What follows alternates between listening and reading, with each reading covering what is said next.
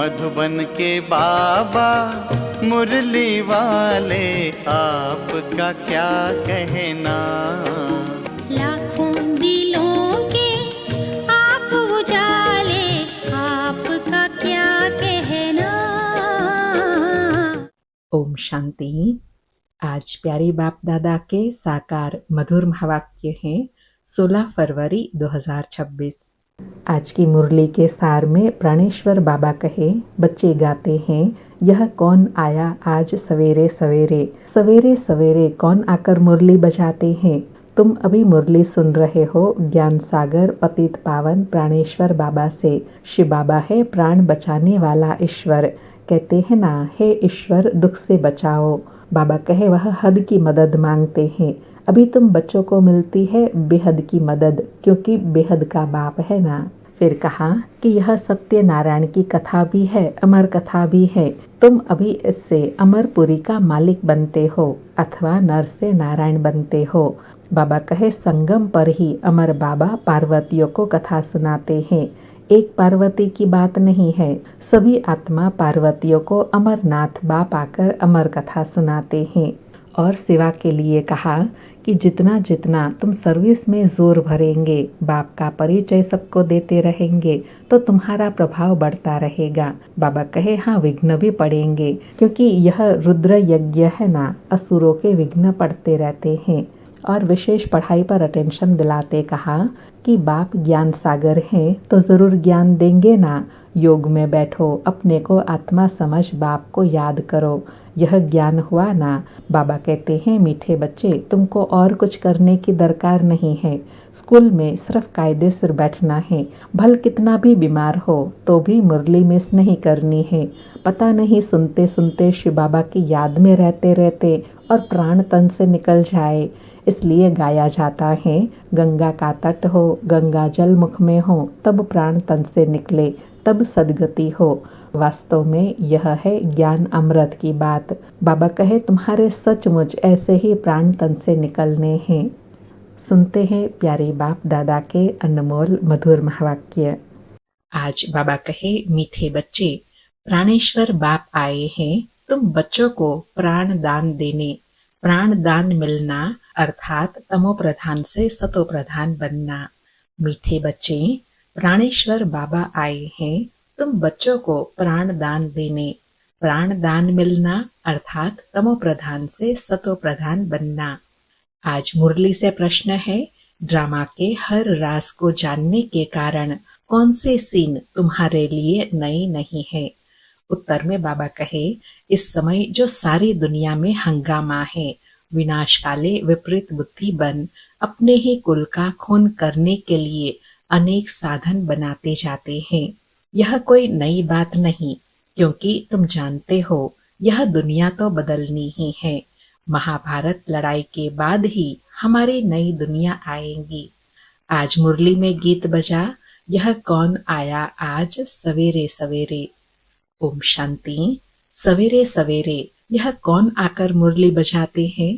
बाबा गीत के आधार से प्रश्न पूछ रहे हैं कि सवेरे सवेरे आकर कौन मुरली बजाते हैं। बाबा कहे दुनिया तो बिल्कुल ही घोर अंधियारे में है। तुम अभी मुरली सुन रहे हो ज्ञान सागर पतित पावन प्राणेश्वर बाबा से। वह है प्राण बचाने वाला ईश्वर। कहते हैं ना, हे ईश्वर इस दुख से बचाओ। वह हद की मदद मांगते हैं। अभी तुम बच्चों को मिलती है बेहद की मदद, क्योंकि बेहद का बाप है ना। बाबा कहे बेहद का बाप है ना, तो मदद व प्राप्ति भी बेहद की कराएंगे ना। बाबा कहे तुम जानते हो आत्मा भी गुप्त है, बच्चों का शरीर प्रत्यक्ष है, तो बाप की श्रीमत है बच्चों प्रति। सर्वशास्त्रमय शिरोमणि गीता मशहूर है, सिर्फ उसमें नाम डाल दिया है श्री कृष्ण का। अब तुम जानते हो श्रीमद् भगवान वाच है। यह भी समझ गए हैं। क्या समझ गए हैं कि भ्रष्टाचारी को श्रेष्ठाचारी बनाने वाला एक ही बाप है। वही नर से नारायण बनाते हैं।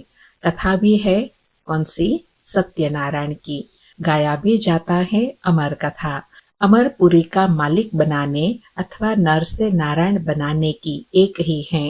बाबा कहे दोनों कथा एक ही है। यह है मृत्युलोक भारत ही अमरपुरी था, यह किसी को भी पता नहीं है।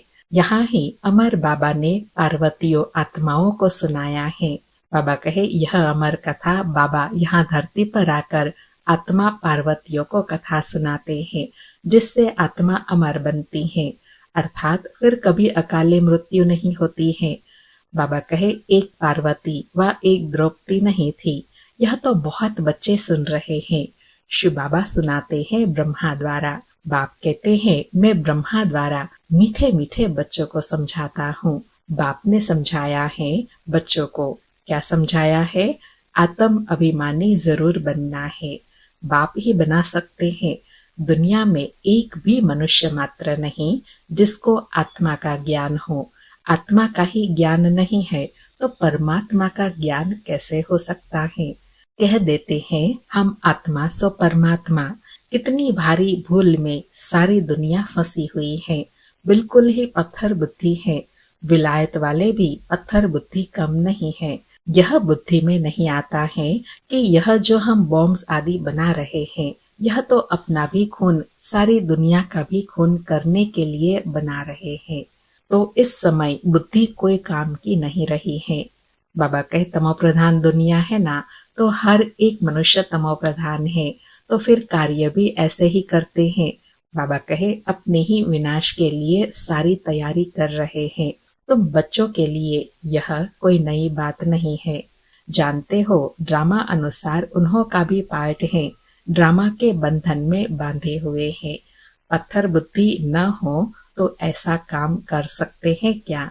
बाबा कहे सारे कुल का विनाश कर रहे हैं। वंडर है ना क्या कर रहे हैं? बैठे बैठे आज ठीक चल रहा है, कल मिलिट्री बिगड़ी तो प्रेसिडेंट को भी मार देते हैं। ऐसे ऐसे इत्तेफाक होते रहते हैं। किसी को भी सहन नहीं करते हैं। पावरफुल है ना। बाबा कहे आजकल की दुनिया में हंगामा बहुत है। पत्थर बुद्धि भी अथाह है। अभी तुम बच्चे जानते हो। क्या जानते हैं? विनाश काले जो बाप से विपरीत बुद्धि है, उनके लिए विनश्यंती गाया हुआ है। अभी इस दुनिया को बदलना है, यह भी जानते हो। क्या जानते हैं? बरोबर महाभारत लड़ाई लगी थी। बाबा ने राजयोग सिखाया था। शास्त्रों में तो टोटल विनाश दिखा दिया है, परंतु टोटल विनाश तो होता नहीं है। फिर तो प्रलय हो जाए, मनुष्य कोई भी न रहे, सिर्फ 5 तत्व रह जाए। ऐसे तो हो नहीं सकता। प्रलय हो जाए तो फिर मनुष्य कहाँ से आए? दिखाते हैं श्री कृष्ण अंगूठा चूसता हुआ पीपल के पत्ते पर सागर में आया। बालक ऐसे आ कैसे सकता? बाबा कहे बच्चा ऐसे पीपल के पत्ते पर कैसे आ सकता?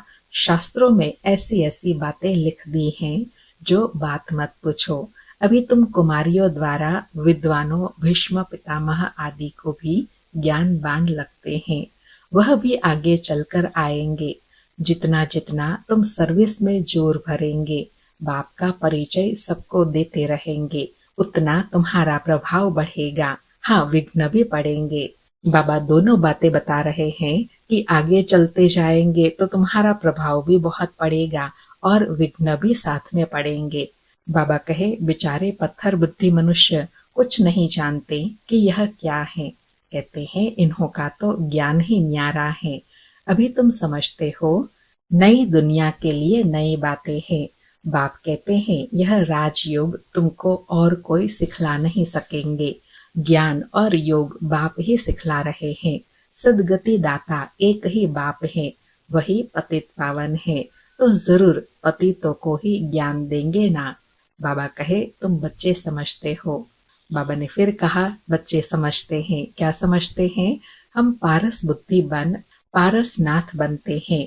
मनुष्यों ने मंदिर कितने ढेर बनाए हैं, परंतु वह कौन है, क्या करके गए हैं, अर्थ कुछ भी नहीं समझते। पारसनाथ का भी मंदिर है, परंतु किसी को भी पता नहीं है। भारत पारसपुरी था। सोने हीरे जवाहरतों के महल थे। कल की बात है। वह तो लाखों वर्ष कह देते हैं सिर्फ एक सतयुग को, और बाप कहते हैं सारा ड्रामा ही 5000 वर्ष का है। इसलिए कहा जाता है आज का भारत क्या, कल का भारत क्या था। लाखों वर्ष की तो किसी को स्मृति रह न सके, तुम बच्चों को अब स्मृति मिली है। जानते हो, बाबा हर 5000 वर्ष बाद आकर हमको स्मृति दिलाते हैं। क्या स्मृति दिलाते हैं 5000 वर्ष के बाद? तुम बच्चे स्वर्ग के मालिक थे। 5000 वर्ष की बात है। कोई से भी पूछा जाए, इन लक्ष्मी नारायण का राज्य कब था, कितना समय हुआ, इन लक्ष्मी नारायण का राज्य कब था, कितने वर्ष हुए, तो लाखों वर्ष कह देंगे। तुम समझा सकते हो, यह तो 5000 वर्ष की बात है। कहते भी हैं क्राइस्ट से इतना समय पहले पैराडाइज था। बाप आते ही है भारत में। यह भी बच्चों को समझाया है। बाबा की जयंती मनाते हैं तो जरूर कुछ करने आया होगा। पतित पावन है तो जरूर आकर पावन बनाता होगा। ज्ञान सागर है तो जरूर ज्ञान देंगे ना। योग में बैठो, अपने को आत्मा समझ बाप को याद करो, यह ज्ञान हुआ ना। बाबा कहे वह तो है हठ योगी, टांग पर टांग चढ़ाकर बैठते हैं। क्या क्या करते हैं। तुम माताएं तो ऐसे कर न सको, बैठ भी न सको। बाप कहते हैं मीठे बच्चे, यह कुछ करने की तुमको दरकार नहीं है। स्कूल में स्टूडेंट कायदे से तो बैठते हैं ना। बाबा कहे टांग पर टांग चढ़ाने की बात नहीं है। सुप्रीम टीचर के सन्मुख बैठेंगे तो कुछ कायदे से तो बैठेंगे ना, अलर्ट होकर तो बैठेंगे ना। बाबा कहे बाप तो वह भी नहीं कहते हैं, जैसे चाहो वैसे बैठो, बैठकर थक जाओ तो अच्छा सो जाओ। बाबा कोई बात में मना नहीं करते हैं। यह तो बिल्कुल सहज समझने की बात है। इसमें कोई तकलीफ की बात नहीं। भल कितना भी बीमार हो, पता नहीं सुनते सुनते शिव बाबा की याद में रहते रहते और प्राण तन से निकल जाए। इसलिए बाबा कहे कोई भी सिचुएशन में बाबा की पढ़ाई मिस नहीं करनी है। बाबा कहे गाया जाता है ना, गंगा का तट हो, गंगा जल मुख में हो, तब प्राण तन से निकले तो अहो सौभाग्य, ऐसे कहा जाता है ना। बाबा कहे वह तो सब है भक्ति मार्ग की बातें, वास्तव में है यह ज्ञान अमृत की बात। तुम जानते हो सचमुच ऐसे ही प्राण तन से निकलने हैं। तुम बच्चे आते हो परम धाम से, हमको छोड़कर जाते हो। बाप कहते हैं मैं तो तुम बच्चों को साथ ले जाऊंगा। मैं आया हूँ तुम बच्चों को घर ले जाने के लिए। बाबा कितना प्यारा उल्हाना दे रहे हैं कि बच्चे और बाप दोनों एक साथ अपने घर में परम धाम में रहते थे। बच्चे बाबा को छोड़कर आए, अब बाबा फिर से आए हैं बच्चों को अपने घर ले जाने के लिए। बाबा कहे तुमको न अपने घर का पता है न आत्मा का पता है। माया ने बिल्कुल ही पंख काट डाले हैं, इसलिए आत्मा उड़ नहीं सकती क्योंकि तमो प्रधान है। जब तक सतो प्रधान बने तब तक शांति धाम में जा कैसे सकती। यह भी जानते हैं। क्या जानते हैं? ड्रामा प्लान अनुसार सबको तमो प्रधान बनना ही है। इस समय सारा झाड़ बिल्कुल तमो प्रधान जड़ जड़ीभूत हो गया है। बच्चे जानते हैं। बाबा फिर स्मृति दिला रहे हैं। बच्चे जानते हैं। क्या जानते हैं? सब आत्माएं तमो प्रधान हैं। नई दुनिया में आत्मा होती है सतो प्रधान। यहाँ किसी की सतो प्रधान अवस्था हो न सके। यहाँ आत्मा पवित्र बन जाए, यहाँ आत्मा पवित्र बन जाए तो फिर यहाँ ठहरे नहीं, एकदम भाग जाए। सब भक्ति करते ही है मुक्ति के लिए अथवा शांति धाम जाने के लिए, परंतु कोई भी वापस जा नहीं सकते। लॉ नहीं कहता। बाप यह सब रास बैठ समझाते हैं धारणा करने के लिए। फिर भी मुख्य बात है बाप को याद करना, सुदर्शन चक्रधारी बनना। बाबा कहे बीज को याद करने से सारा झाड़ बुद्धि में आ जाएगा। झाड़ पहले छोटा होता है फिर बड़ा होता जाता है। अनेक धर्म है ना, तुम 1 सेकंड में जान लेते हो। दुनिया में किसी को भी पता नहीं है। क्या नहीं पता कि मनुष्य सृष्टि का बीज रूप सबका एक बाप है। बाप कभी सर्वव्यापी थोड़े ही हो सकता। बड़े ते बड़ी भूल है यह। तुम समझाते भी हो मनुष्य को कभी भगवान नहीं कहा जाता। बाप बच्चों को सब बातें सहज करके समझाते हैं। फिर जिनकी तकदीर में है, निश्चय है, तो वह जरूर बाप से वर्षा लेंगे। निश्चय नहीं होगा तो कभी भी नहीं समझेंगे। तकदीर ही नहीं तो फिर तदबीर भी क्या करेंगे। तकदीर में नहीं है तो वह बैठते ही ऐसे हैं जो कुछ भी समझते नहीं, इतना भी निश्चय नहीं कि बाप आए हैं बेहद का वर्षा देने। जैसे कोई नया आदमी मेडिकल कॉलेज में जाकर बैठ जाए तो क्या समझेंगे, कुछ भी नहीं। यहाँ भी ऐसे आकर बैठते हैं।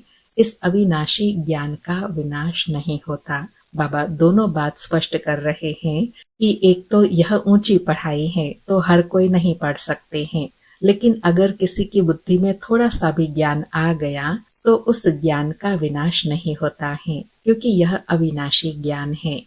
बाबा कहे यह भी बाप ने समझाया है। क्या समझाया है? राजधानी स्थापन होती है ना, तो नौकर चाकर प्रजा के भी नौकर चाकर सब चाहिए ना। इसलिए बाबा हमेशा कहते हैं ना, जो अनपढ़े है वह पढ़े हुए के आगे भरी ढोएंगे। बाबा कहे तो ऐसे भी आते हैं, कोई को तो बहुत अच्छी रीति समझ में आ जाएगा, ओपिनियन भी लिखते हैं ना, आगे चल कुछ चढ़ने की कोशिश करेंगे, परंतु उस समय है मुश्किल, क्योंकि उस समय तो बिल्कुल हंगामा होगा। दिन प्रतिदिन तूफान बढ़ते जाते हैं, इतने सेंटर्स हैं, अच्छी रीति समझेंगे भी। यह भी लिखा हुआ है, ब्रह्मा द्वारा स्थापना, विनाश भी सामने देखते हैं, विनाश तो होना ही है।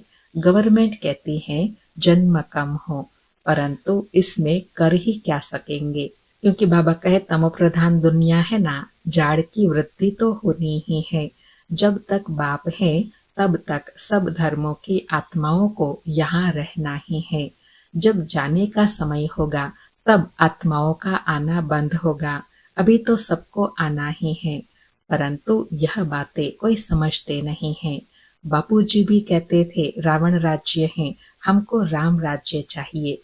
कहते हैं फलाना स्वर्गवासी हुआ तो इसका मतलब यह नरक है ना। मनुष्य इतना भी समझते नहीं।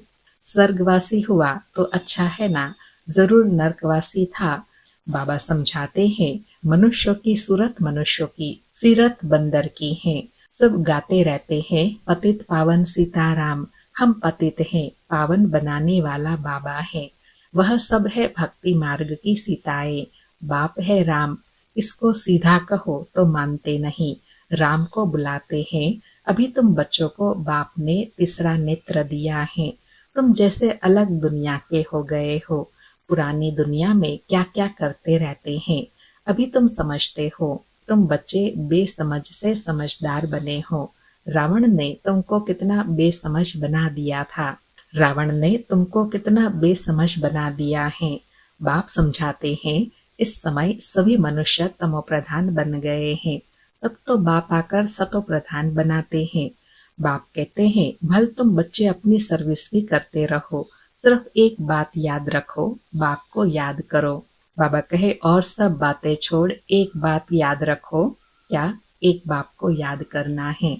तमो प्रधान से सतो प्रधान बनने का रास्ता और कोई बता नहीं सकता।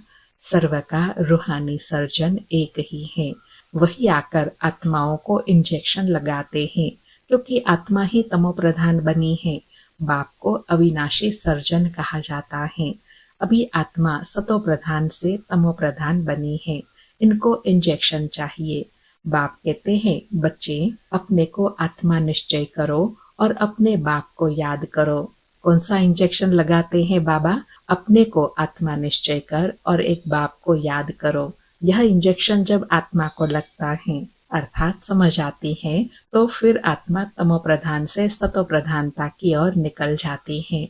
बाबा कहे बुद्धि योग ऊपर स्वीट होम में लगाओ।